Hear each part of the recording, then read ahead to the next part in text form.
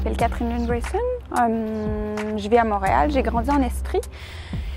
Et j'ai vécu pendant de nombreuses années en Afrique, donc je fais un peu des allers-retours. En matière de photographie, en fait, je suis travailleuse humanitaire et donc ma photo, elle est très liée à mon travail. Je travaille avec des populations qui sont déplacées, donc soit à l'intérieur de leur propre pays, soit réfugiés.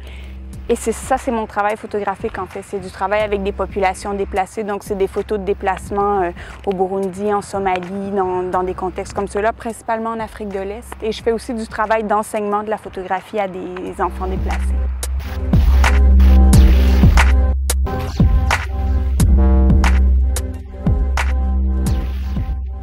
Pour moi, la quête d'esthétique, elle est importante, mais je pense que pour moi, la photo, c'est dans le cadre de mon travail, c'est d'abord et avant tout un témoignage, c'est une forme d'écriture.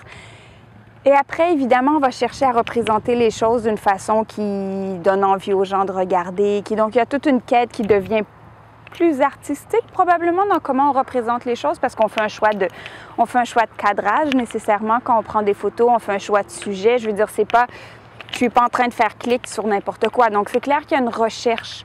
En général, je parle de populations avec lesquelles je travaille ou de gens avec qui je travaille plutôt que de gens que je photographie parce que, comme ça s'inscrit dans le cadre de mon travail, c'est des populations avec lesquelles je vais avoir un autre genre de contact aussi. Donc, les gens que je finis par prendre en photo, c'est souvent des gens c'est toujours des gens avec qui j'ai parlé d'abord, mais ensuite, c'est souvent des gens avec qui j'ai travaillé pendant un certain temps. Donc, il y a un tout autre genre de contact. Je vais très rarement quelque part pour ne faire que prendre des photos et documenter. Donc là, il y a vraiment un autre genre de rapport, je pense, qui s'établit. Il y a beaucoup de gens que je finis par connaître personnellement. Au cours des années, j'ai travaillé pendant plusieurs années avec des populations déplacées de la Somalie, donc des réfugiés au Kenya, sinon des populations déplacées à l'intérieur du pays, puis des gens qui sont au Yémen.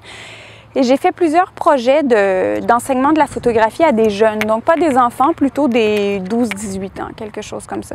Puis l'idée derrière tout ça, donc en gros, je leur montrais à prendre des photos avec des petits appareils avec des films hyper simples. Donc on fait une petite heure et demie sur comment ça fonctionne.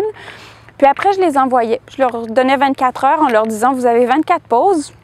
Montrez-nous ce que vous avez envie de nous montrer de votre vie, de ce qui vous rend bien, ce qui vous rend moins bien, ce que vous avez envie de nous raconter puis de partager avec nous. C'est fascinant comme exercice, en fait. C'est fascinant à quel point on arrive à établir un dialogue de cette façon-là. Et après, les photos des enfants sont époustouflantes. Donc ça, c'est un peu le travail que je fais avec des enfants et c'est ce que je me prépare à retourner faire en fin d'année, en fait. Donc, je vais combiner deux projets, un projet sur la représentation, la représentation de soi par des réfugiés, donc des portraits de famille, puis tout un projet de photos. Et c'est un camp de réfugiés où j'ai déjà travaillé, en fait, avec des Somaliens à Dadaab, dans le nord du Kenya.